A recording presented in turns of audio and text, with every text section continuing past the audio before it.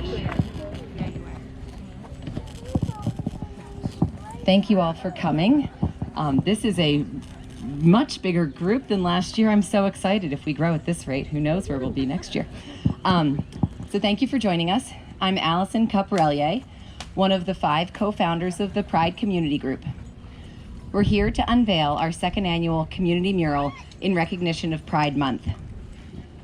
This project is a truly incredible accomplishment and represents the power of collaboration.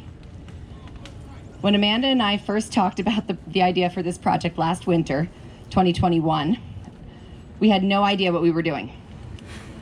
We reached out to organizations who had created youth-led community art. We reached out to local artists, and we connected with schools and organizations. One of the most critical parts in the process was finding a supportive partner to host the mural, and we are extremely grateful for Russell Gold and the Rye-Town Park Commission for playing this role, and the other community members who hosted after the Rye-Town Park. It's really fantastic.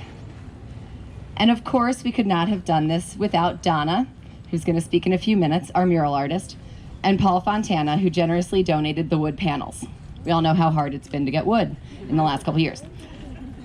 Amanda talked a bit about the process, and I wanted to touch on the content.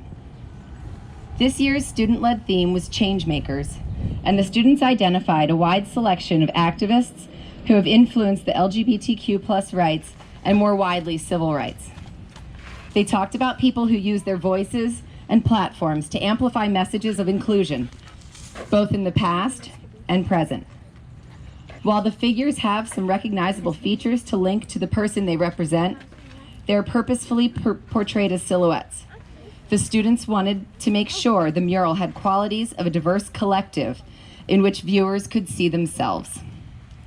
They spoke of winds of change and making waves, both of which you'll see.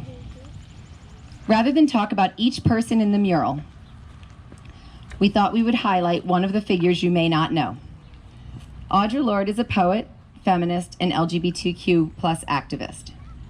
As you walk around the park and other green spaces in Rye, which I hope you'll walk around the park after you leave this unveiling and explore a bit, you may notice another beautiful and thought-provoking public art project, the Rye Poetry Path.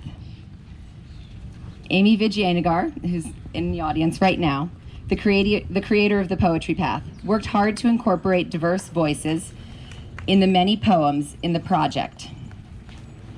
Poetry, like visual art, can be appreciated for its beauty and can also make us stop and think about the world in new ways. Caitlin Brandt from Pelham Middle School will read Audre Lorde's poem, A Litany for Survival. Caitlin has been a student leader in the mural project, from the brainstorming stage to painting, and we are thrilled to have Caitlin here with us today to share this very appropriate and moving poem with you all.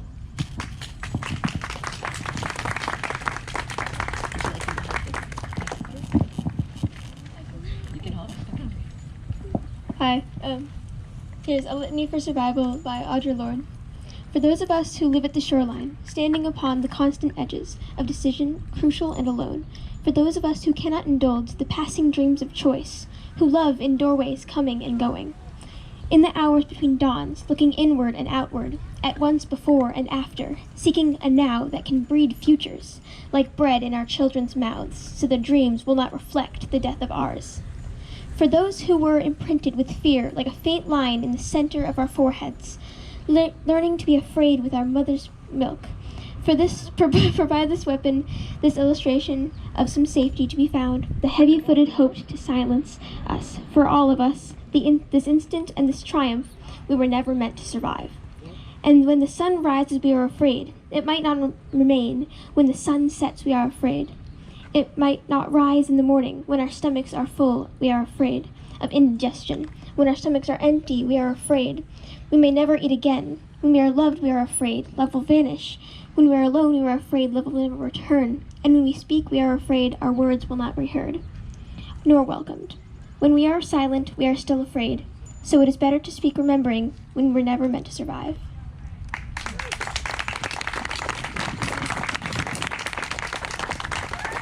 Thank you, Caitlin.